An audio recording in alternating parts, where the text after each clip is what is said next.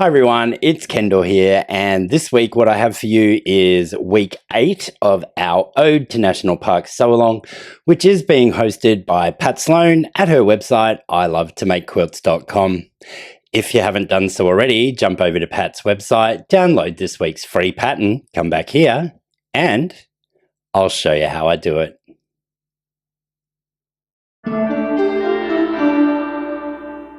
For block 8 of our Ode to National Parks, we are in essence, well not even in essence, we are doing a log cabin style block. And for that, it starts in the center and you work your way outwards in a clockwise direction, adding pieces and pressing as you go. The way that I approach these, when I'm only having to do one, like we are in this block, is to actually just lay it all out on the table as it's meant to be, and then as we sew each piece on, putting the piece we've just sewn to back on the table in the orientation it's meant to be, picking up the next piece and adding it on. Now you can press in between each step, and that is probably the best for accuracy, but sometimes I'll put 2 pieces on first and just finger press before pressing them. You'll notice that throughout the construction I don't actually have enough space on my table to do the pressing until I get to a certain point, so I am actually pressing it off camera on a bigger mat that I have next to my sewing area, rather than pulling in my little 10-inch square wool mat that you normally see in all my videos. But once I get to a certain point, it does make an appearance. So just watch through this video. There won't be much talking from me throughout this one, as it is a very basic block, and consistency in your seam allowance is preferred over accuracy for these.